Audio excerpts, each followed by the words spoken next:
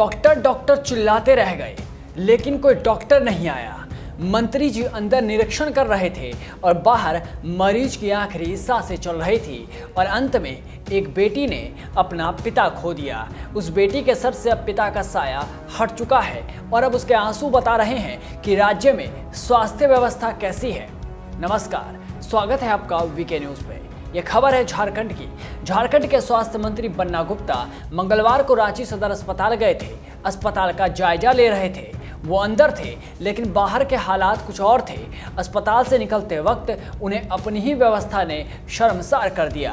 Corona मरीजों का हाल जानने पहुंचे स्वास्थ्य मंत्री को एक मरीज की बेटी ने बोलती बंद कर दी। कोरोना के कारण अपने पिता को खोने वाली बेटी ने मंत्री बन्ना गुप्ता से कहा, मंत्री जी, यहीं डॉक्टर डॉक्टर चिल्लाती रह गई, लेकिन कोई डॉक्टर नहीं आया। अब आप क्या करेंगे? मेरे पिता को वापस लाकर देंगे? आप तो खाली वोट लेने आएंगे। डॉक्टर चिल्लाते रह गए, कोई डॉक्टर नहीं आया, कोई डॉक्टर नहीं आया, कोई डॉक्टर नहीं आया। क्या करें? मंत्री का इंटरव्यू लेने के लिए बैठे हैं। कब से इंतजार कर रहा था?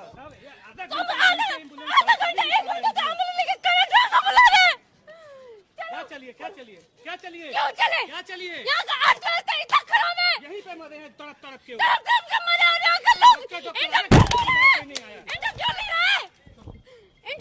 मेरे पापा को वापस कर पाएंगे। वोट लेने के लिए से बाकी। ये एक बेटी के आंसू नहीं, ये राज्य में स्वास्थ्य सेवाओं का आईना है।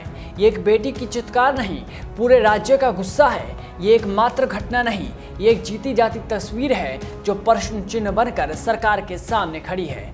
बता दें कि मामला झारखंड का है। दरअसल पवन गुप्ता नामक शख्स की तबीयत बिगड़ने पर घरवाले उन्हें हजारीबाग से रांची लाए थे।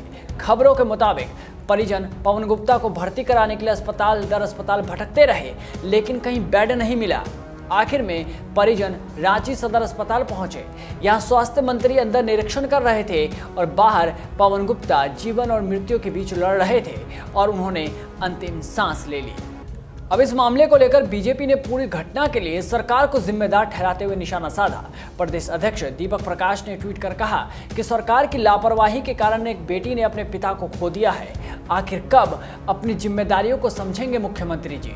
वही नेता प्रतिपक्ष बाबूलाल मरांडी ने कहा कि सरकार की उदासीनता के चलते ये घटना घटी। अस्पतालों में ना तो बेड खाली है और ना ही डॉक्टर है। ऐसे में लोग करे तो क्या करें? पिछले साल जब कोरोना शुरू हुआ, उसी समय मैंने सरकार को पत्र लिखकर कहा था कि कोरोना मरीजों के लिए बेड की व्यवस्था करने की बात कही थी, लेकिन सरकार तो सुनती ही नहीं है। इन आरोप और प्रत्यारोपों के बीच में स्वास्थ्य मंत्री बन्ना गुप्ता ने घटना की जांच कर 48 घंटे के अंदर जांच रिपोर्ट सौंपने को रांची सिविल सर्जन को आदेश दिया है। उन्होंने पूछा कि किस परिस्थिति में किसकी लापरवाही के कारण पवन गुप्ता की मौत हुई है। मंत्री ने कहा कि कोरोना काल में झारखंड की जनता की सेहत की चिंता उन्हें है, इसलिए अपनी सेहत की परवाह किए बिना कोरोना मरीजों से मिलने वे सदर अस्पताल गए थे। भले ही मुझे फिर से कोरोना हो जाए, लेकिन मुझे इसकी तनिक परवाह नहीं है। मुझे राज्य की जनता से जान माल की चिंता है, तभी उपचुनाव छोड़कर जनता की सेवा के लिए आया हूँ। अब देखना होगा कि इस मामले में क्या सामने आता है, किसकी गलती थी, कौन जिम्मेदार था। ये तो बात की बातें हैं, लेकिन बेटी का सवाल कि क्या मेरे पिता को वापस लेकर आएंगे, जाहिर है इसका जवाब किसी के पास भी ना हो। इसलिए अपना ध्यान रखिए, अपनों का ध्यान रखिए, कोरोना के नियमों का पालन कीजिए और बने रहिए वीके न्यूज़ के साथ। नमस्कार।